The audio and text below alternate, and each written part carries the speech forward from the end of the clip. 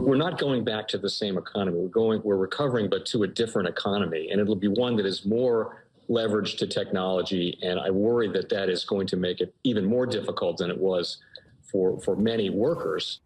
In Silicon Valley and my friends who work in technology know that what we did to the manufacturing workers, we are now going to do to the retail workers, the call center workers, the fast food workers, the truck drivers, and then even bookkeepers, accountants, insurance agents, lawyers, and on through the economy. So what happened to the manufacturing workers is a very clear sign of what's going to happen to these other workers moving forward. Welcome to the Crypto Teacher. And guys, I come back with that video just to make you think. And this video is perfect. We have Biden coming out with an infrastructure package made in America. Now, guys, remember why they're doing this. Manufacturing is the backbone of any country. The reason why China leads in tech, because we build all our products over there. They're building all the cars. They're building all the cell phones. They're building all the tech, so of course they're learning it. And then they can venture off and do their own. That's how it's always been. But now that America is going to lose the reserve currency, it has to find a way to survive. So this package is going to move us into the fourth industrial revolution. And what he spoke about is the electric vehicles. We know electric vehicles are going to be big. I speak about it on my stock channel and also here.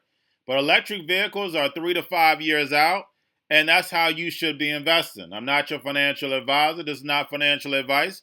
Please do your own research. But that's how you do it. If you look at Bitcoin, anybody that invested in Bitcoin, we were looking 3 to 5 years out. We wasn't rushing anything. And the same thing what comes with investments. Don't rush. Remember what Warren Buffett said. He doesn't always tell the truth, but that was a great quote. It's patience. Patience is the key. But guys, we see this package coming out.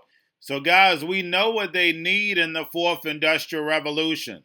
So that's the avenue that you definitely need to make sure that you're investing in. But guys, on the other hand, like I always tell you, we have to make sure that we're educated on the technology because we know the yin and the yang of it.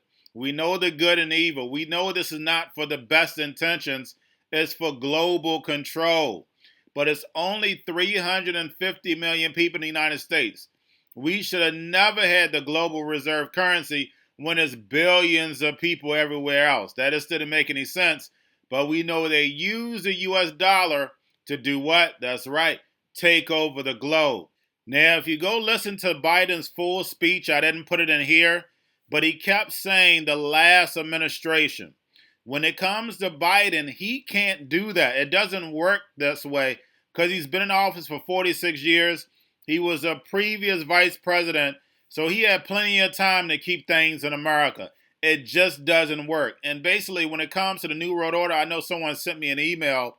Has the New World Order ever made mistakes? Of course they have. They're men.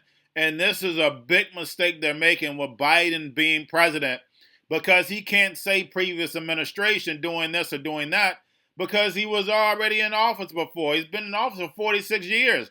And he hasn't changed anything. But we know this is all by design, but this is definitely a bad move that they made. But guys, that's all I have for you. Just remember, when it comes to the New World Order, everything is planned out. Have a wonderful day.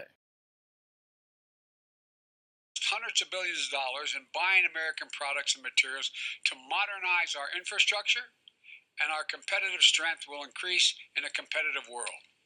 That means millions of good-paying jobs using American-made steel and technology to rebuild our roads, our bridges, our ports, and to make them more climate resilient, as well as make them able to move faster and cheaper and cleaner to transport American-made goods across the country and around the world, making us more competitive.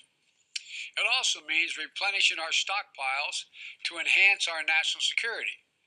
As this pandemic has made clear, we can never again be in a position we have to rely on a foreign country that doesn't share our interest in order to protect our people during a national emergency. We need to make our own protective equipment, essential products and supplies. And we'll work with our allies to make sure they have resilient supply chains as well. We'll also make historic investments in research and development, hundreds of billions of dollars, to sharpen America's innovative edge in markets where global leadership is up for grabs. Markets like battery technology, artificial intelligence, biotechnology, clean energy.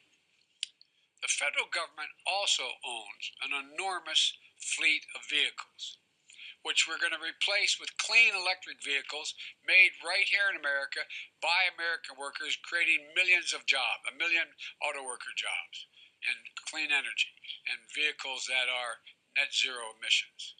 And together, this will be the largest mobilization of public investment in procurement, infrastructure, and R&D since World War II. And with the executive order I'll be signing today, will increase Buy American requirements for these kinds of projects and improve the way we measure domestic content requirements. For example, right now, if you manufacture a vehicle for the federal government, you need to show that at least 50% of the components of that vehicle were made in America. But because of loopholes that have been expanded over time, you can count the least valuable possible parts as part of that 50% to say made in America, while the most valuable parts, the engines, the steel, the glass, are manufactured abroad. So basically, we're batting 0 for 2. The content threshold of 50% aren't high enough. And the way we measure the content doesn't account for U.S. jobs and economic activity. We're going to change that as well.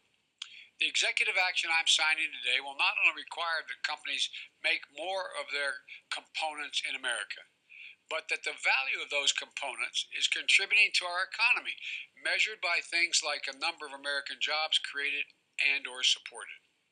At the same time, we'll be committed to working with our trading partners to modernize international trade rules, including those relating to government procurement, to make sure we can all use our taxpayer dollars to spur investment that promotes growth and resilient supply chains. And here's what else the action does. When we buy America, we'll buy from all of America. That includes communities that have historically been left out of government procurement. Black, brown, Native Americans, small businesses and entrepreneurs in every region of the country.